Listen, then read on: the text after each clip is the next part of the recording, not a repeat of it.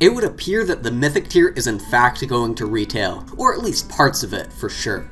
In the Avalon Hill Discord server, Patrick posted a teaser of the Prophecy of Telor quest pack. It is of that powerful elf. The cover is holographic, which is very interesting and it adds a real cool effect to it. Something that I really love about the color, just besides the fire, is the faces that are burning within it. It reminds me of a rock cover and it just looks awesome.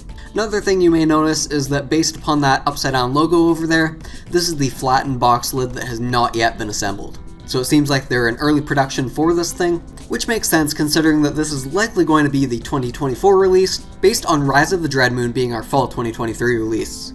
Yes, I still need to speak about that in a separate video, but one thing you should know is that the Knight is coming within that expansion. Getting back to the Prophecy of Telor, I have a couple ideas just based off this single sneak peek. The first and most obvious is that they are going to be pursuing bringing the Mythic tier to retail. The Prophecy of Telor is one of the quests that we got for free for backing the Mythic tier, and so it's interesting to see them turn it into a full expansion, because in the Mythic tier, it was just a single quest book written by Stephen Baker, and that's it. The thing that I'm not sure of is whether it utilized all the pieces from the Mythic tier, or whether it only utilized base game components, because that really changes what possible components could be within this expansion. Are they going to pack some of the extra miniatures that we got, the alternate sculpts, within this expansion, just to serve as extra monsters? Or are they going to be doing different styles of dungeon terrain, and different artifacts and tiles similar to how they did with Mage of the Mirror? If Prophecy of Telor does come with new miniatures and furniture, then the people who bought into the Mythic tier might want to rebuy this expansion just to get that extra stuff. However, if it's only the alternate sculpts in this expansion that the people who own the Mythic tier already have, then the type of people likely to buy this would be people who either bought into the Heroic tier, or bought the retail release after the campaign ended. Besides getting my quest book out, I would like to give you more information about this expansion. And to do that, I shall be looking at a blog that was posted around the time of when the campaign started in 2020. It has since been deleted, but thankfully there's Wayback Machine for us to see it. And this is Stephen Baker on writing the Prophecy of Telor, with a very nice symbol there. It's a mask of some sort, with a jewel in its forehead. Have you ever had an opportunity to reconnect with your younger self? I have. Hasbro recently asked if I would be interested in designing a bonus quest to accompany the relaunch of the HeroQuest game. Wow! I had not written a HeroQuest adventure in over 28 years. The memories of my early career came flooding back. I pictured myself sitting at my old desk. I thought back to the R&D team and all the great people with whom I used to work. How things have changed. At that time, there were only a few computers in the department, and prototypes were put together with black and white photocopies, markers, and paste. I tried to recall. How did I work back then? What was my design process? What really went through my mind when I literally put pen to paper? I thought about it and smiled. Nothing's really changed in that sense. I began by imagining how I want the players to feel. I picture a game being played and ask myself, what moment will make this a memory forever? Of course, I was interested in writing a new HeroQuest game adventure.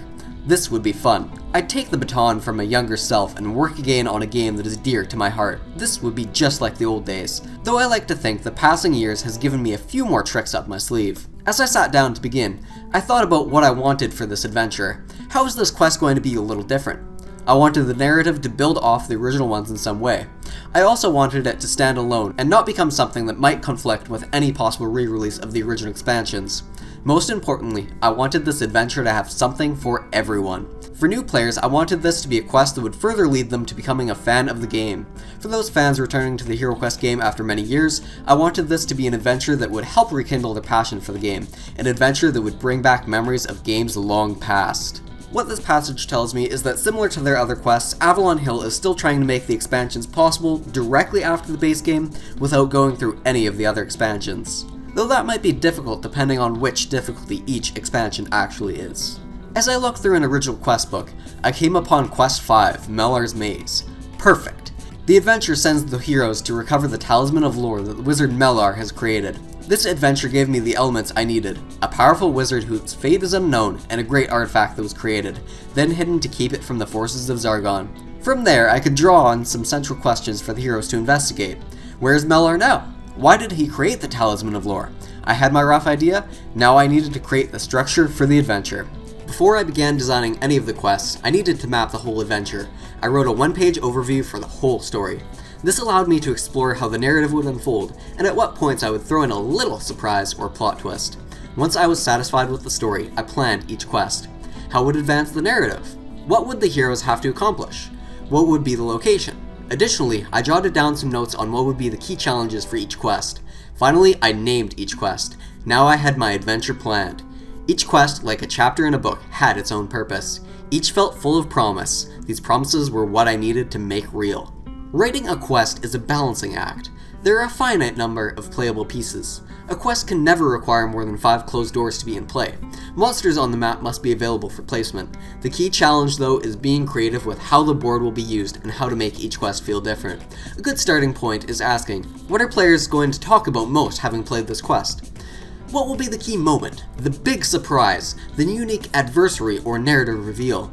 How can the players feel they are on a hero quest? This is what makes a quest memorable and drives anticipation for the next one. It is also where a more mundane reality comes into play. Unique events, narrative reveals, and special rules require explanation text. There is limited space on the page, and the first draft is never the last. There's a lot of editing to get everything right, and not every idea makes the final cut. This passage is interesting because he could just be talking about writing quests in general. However, if he's talking about his quest book specifically, then it means that only the base game components would be required to play with it. And the last paragraph here is really just him thanking Hasbro, and him being thankful for the memories that are made with HeroQuest. That's the latest HeroQuest news. I will have more videos like this coming in the future. Thanks for watching, goodbye.